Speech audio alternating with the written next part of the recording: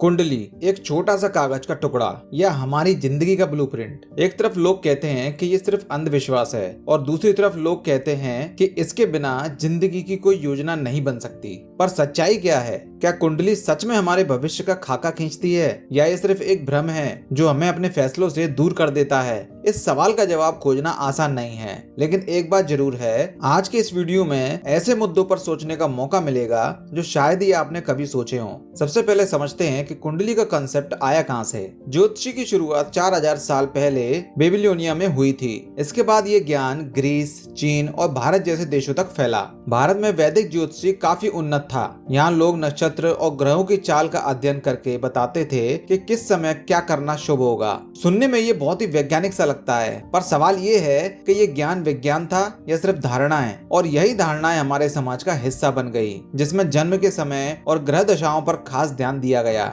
आज के समय में हर दूसरे घर में एक व्यक्ति ऐसा मिलेगा जो अपनी शादी, करियर, सेहत के फैसले कुंडली के आधार पर लेता है। पर ये फैसले हमेशा सही होते हैं या ये सिर्फ एक भ्रम है जो हमेशा दिलासा देता रहता है? यहाँ पर छुपा है असली सस्पेंस। अब ये समझना जरूरी है कि विज्ञान कुंडली के बारे में क्या कहता है। वैज्ञानिक दृष्टिकोण से देखा जाए तो अब तक ज्योतिषी को किसी भी ठोस प्रमाण से सही साबित नहीं किया गया है। वैज्ञानिक कहते हैं कि ग्रहों का मानव जीवन पर कोई सीधा प्रभाव नहीं पड़ता। उदाहरण के लिए, अगर मंगल अपने लग्न में है तो क्या ये सच में आपको मांगलिक बना देगा? और अगर बनाता भी है तो इसका प्रमाण क्या है? इस पर कई बार बहस हुई है, लेकिन अब तक कोई निष्कर्ष सामने नहीं आया है। दूसरी तरफ ज्योतिषी कहते हैं कि कुंडली एक ऐसा ज्ञान है जो प्राकृतिक शक्तियों को समझने की कोशिश करता है। यहाँ एक बात सोचने वाली है, अगर ये ज्ञान इतना ही गलत है तो लोग इस पर विश्वास क्यों करते हैं? आपने सुना होगा, जो होता है अच्छे के लिए होता है। क्या ये विश्वास हमें अपने फैसलों के परिणाम स्वीकारने में मदद करता है? हो सकता है, लेकिन इससे सच्चाई नहीं बदलती। अब बात करते हैं प्रैक्टिकल लाइफ की।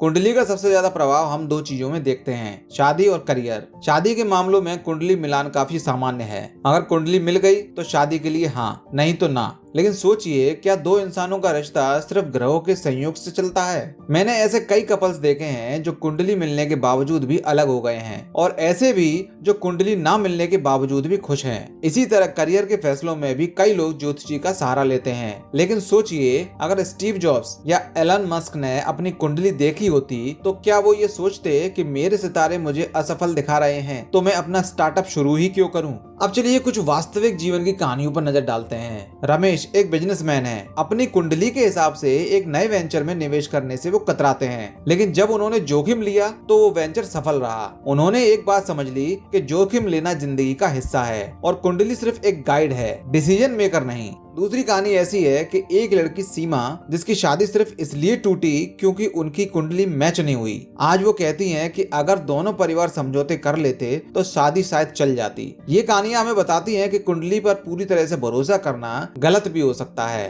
तो दोस्तों, एक तरफ है विज्ञान जो इसे खारिज करता है और दूसरी तरफ सदियों पुरानी परंपराएं जो इसे मानती हैं। आप क्या सोचते हैं? क्या कुंडली एक आराम का जरिया है या सच में एक पावरफुल गाइड? मेरी राय ये है कि कुंडली को एक साधन के रूप में देखना चाहिए, ना कि एक निर्णय लेने वाले के रूप में। जिंदगी के फैसले आपकी सोच, मेहनत और समझदारी पर निर्भर करते हैं। कुंडली सिर्फ एक आईना है, लेकिन सफर का रास्ता आपको खुद ही बनना होगा।